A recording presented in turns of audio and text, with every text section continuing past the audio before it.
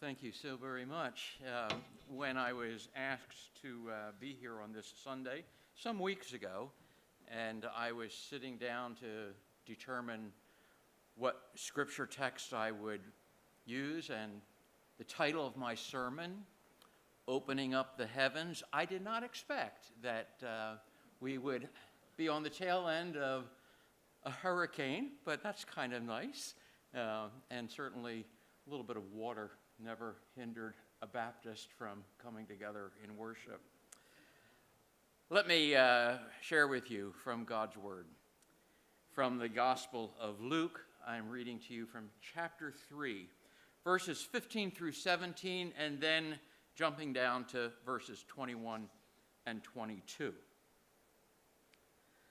The people were waiting expectantly and were all wondering in their hearts if John might possibly be the Messiah. John answered them all, "I baptize you with water, but one who is more powerful than I will come, the straps of whose sandals I am not worthy to untie.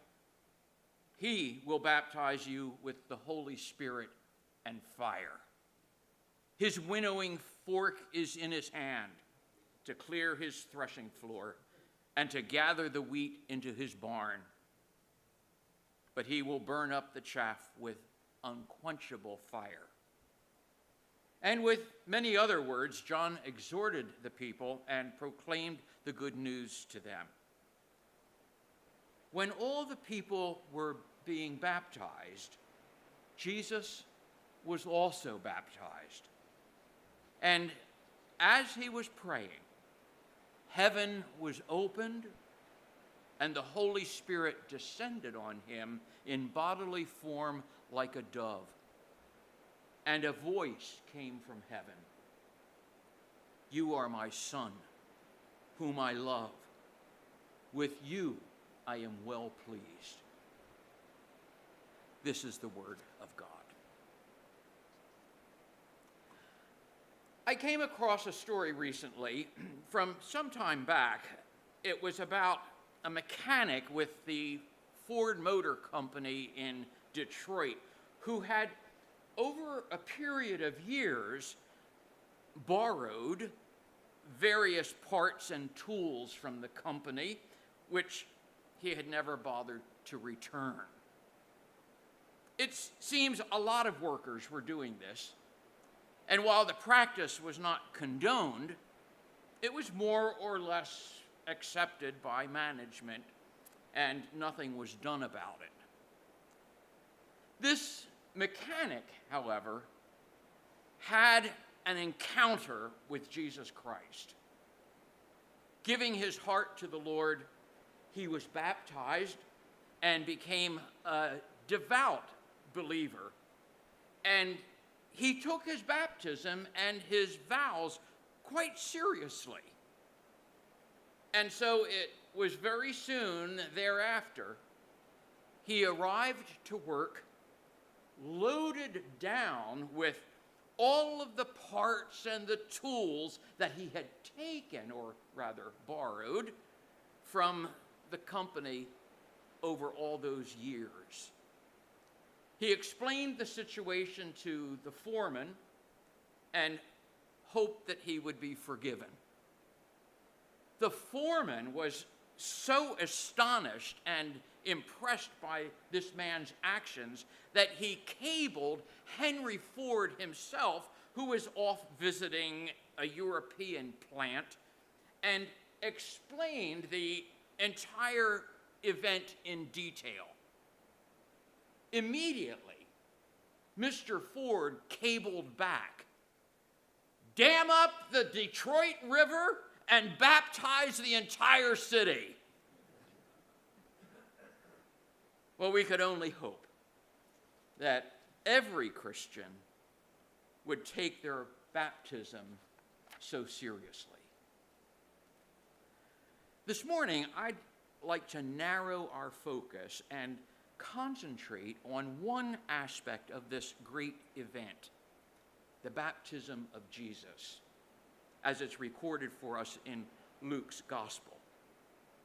We read in chapter 3, "Now Jesus was also baptized, and as he was praying, heaven was opened, and the Holy Spirit descended on him in bodily form like a dove, and a voice from heaven came, saying, 'You are my Son, whom I love. With you I am well pleased.'" Please note those important words. After his baptism, as he was praying, heaven was opened. As he was praying, the Spirit descended. As he was praying, the voice was heard, "You are my beloved Son." This morning, I'd like to speak to you on this subject of prayer, and I hope that you might just pause for a moment to consider, was it not entirely natural that Jesus, immediately following his baptism, should pray?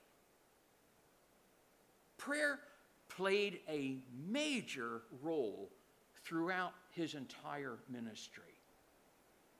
Here he was, the beloved Son of God, the anointed one, the chosen one, the Word made flesh, and yet he felt the need, the necessity, the urgency to be in continuous communication with God the Father.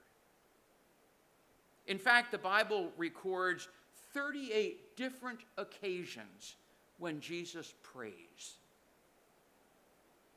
Now, contrast his habit, his example, with the practice of many of us. We have, to be honest, a very limited acquaintance with the Father. As such, how much more do we need this communion, this connection? And yet, we spend only occasional and fleeting moments in prayer, oftentimes hasty and humdrum. I remember that time when Sally in the Peanuts strip was called on by her Sunday school class to lead the class in prayer. And she says, "You want me to do what?" Linus encourages her. He says, "Come on, Sally, you can do it." And she uses the only prayer she knows. "Now I lay me down to sleep." Well, I don't know, maybe this was a commentary on her Sunday school class, but I think more likely we see here revealed the attitude that many of us have about prayer, and that is that prayer is really not that important. We skip over it.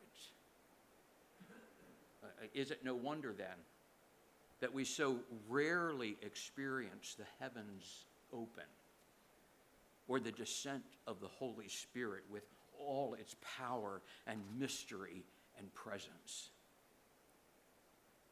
Herb Miller, in one of his books, tells of a student at a large university who was giving his guest a tour of the campus ministry building.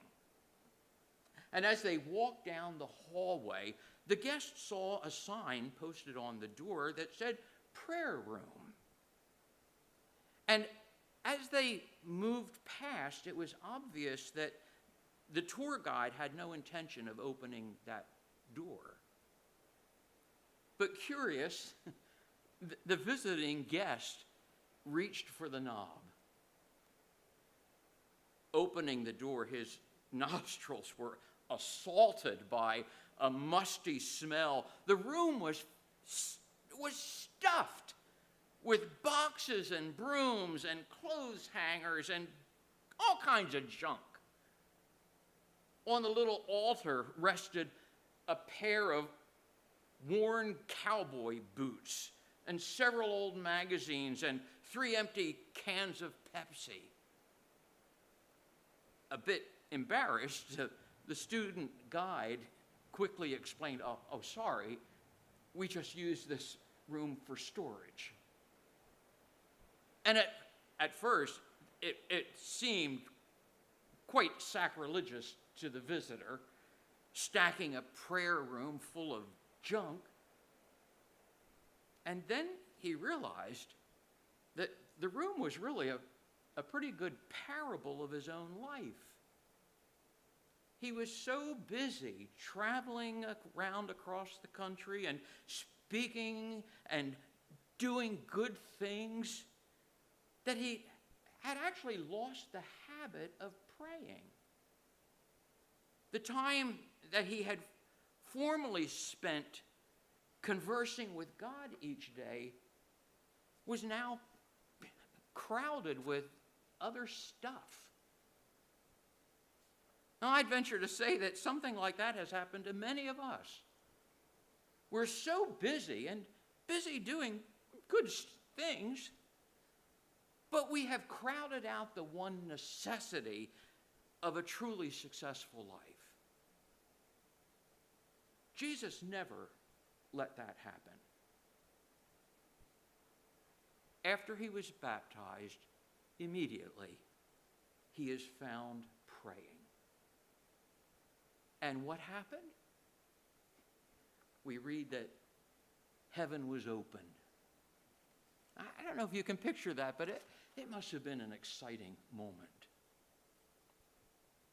Captain Eddie Rickenbacker tells the story of 3 awful weeks on a little raft lost in the Pacific during World War II. When asked how he and his comrades were able to endure that experience, his answer was simple. He said, "We prayed." 4 days they had drifted helplessly under the scorching tropical sun. The heat, the hunger, the exhaustion brought Rickenbacker and his young, inexperienced crew to the breaking point. But Eddie Rickenbacker believed in prayer. And as they prayed, miraculously, the heavens opened. However, this time it was not a dove that descended, but rather a seagull. And that seagull, flying in from nowhere, landed atop Rickenbacker's head. Now they had food and bait for 2 fish hooks that were stored in their survival kit. And then came the first rainstorm, and they had water. The survivors were sustained, and their hopes were renewed by that seagull out there in the ocean, hundreds of miles from any land. Finally, after 24 days, they were spotted and rescued. And Rickenbacker's explanation of their survival when he was asked was offered in just 2 words. We prayed. We prayed. Another story of how prayer makes a difference. Sister Elizabeth Kenny was called to the bedside of a 7-year-old girl who lived in the bush country of Australia. The girl had extreme pain and a high fever, and the muscles of her leg and foot were contracted. Sister Kenny did not recognize the symptoms, and so she sent a rider to a telegraph station some 20 miles away to get expert advice over the telegraph wires.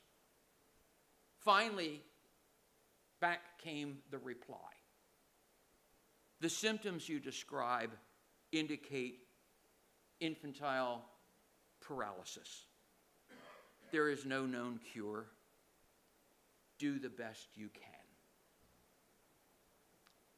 Don't you know, Sister Kenny devised a unique program of treatment for this dread disease, a program that has since benefited hundreds of thousands of polio victims.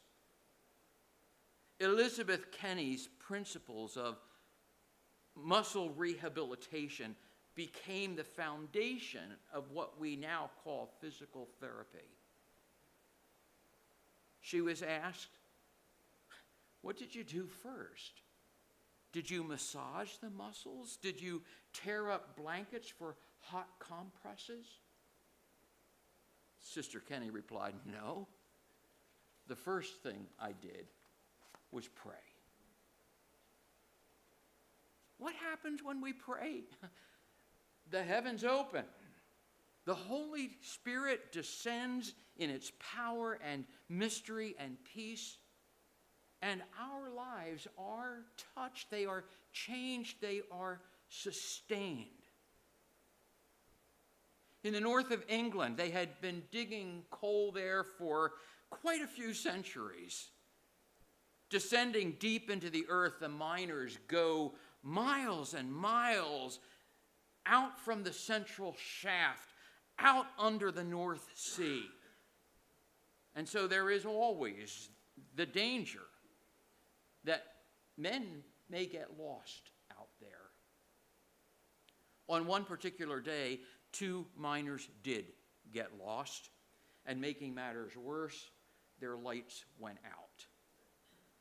They were in great danger of losing their lives. After wandering around in the darkness for a rather long while, one of them finally said, "Hold on, let's sit perfectly still and see if we can feel which way the air is moving, because it will always move toward the shaft." They sat there for several minutes when suddenly one of them felt a very slight touch of air on his cheek. Up he sprang to his feet, exclaiming, "I felt it." And so they walked carefully in the direction the air was moving, eventually reaching the central shaft and freedom from their dark captivity in that tunnel. We also need to feel that movement of air, don't we? We need to experience the gentle wind of God's Spirit across our hearts. In a world that is often mysterious, if not fearful, we need to feel the breath of God who can lead us through the dark. Thomas Kelly wrote, "Let prayer be your last act before you fall asleep, and the first act when you awake." What happens when we pray? The heavens open, the Spirit descends, and we discover who we are as the voice calls out and speaks, "You are mine. You are my beloved. You are my child." If you had ever seen the movie Empire of the Sun, you might remember the closing, moving scene. Let me try to reconstruct it for you. In the weeks that followed the end of World War II, in August of 1945, there were separated British and American children in China. They had been separated from their families back in 1941 when the Japanese invaded China. separated from their homes and their friends, their mothers and their fathers. These were boys and girls who were totally isolated for 4 years from everything familiar. It was an effort to deprive them of their identity. Now, with the war ended, the provisional government got word out that all families who had relatives missing in action or children who had been separated from their parents, that they should come to a certain location on an appointed day. For this occasion, a large area in the out of doors had been selected. With the families, the mothers and the fathers, gathered around there, the children were brought out one by one in the hope that someone would recognize them, that they might be reunited with their loved ones, and that their identity be restored. And many of them were, including the young boy who was the main character in the movie. It was quite a touching scene.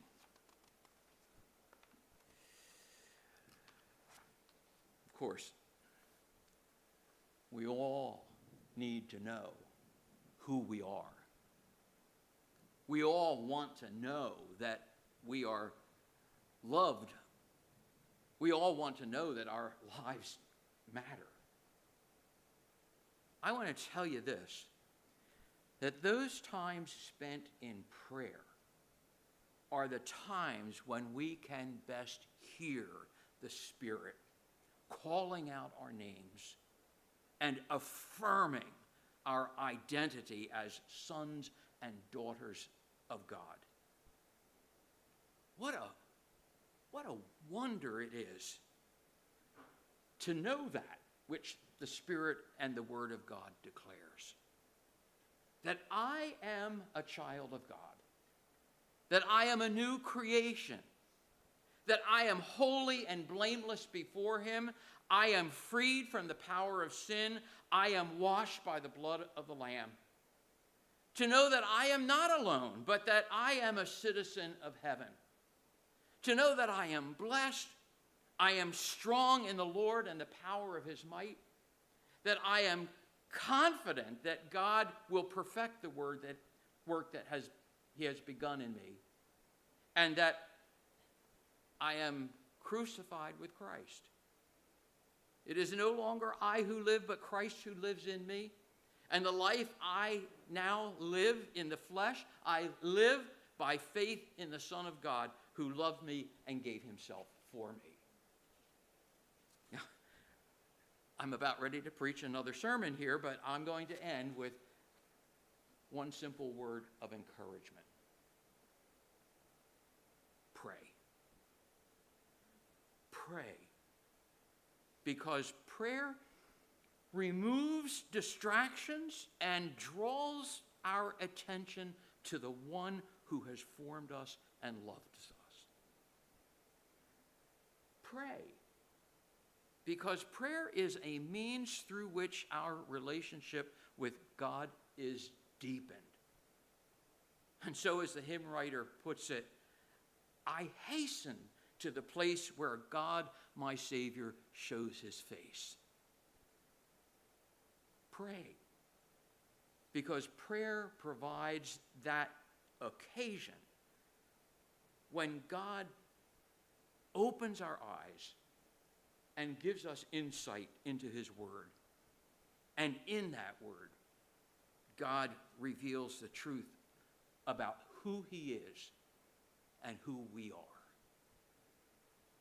I tell you, it is no wonder that Jesus prayed. So, friends, let me invite you now, even in this moment, to pray with me.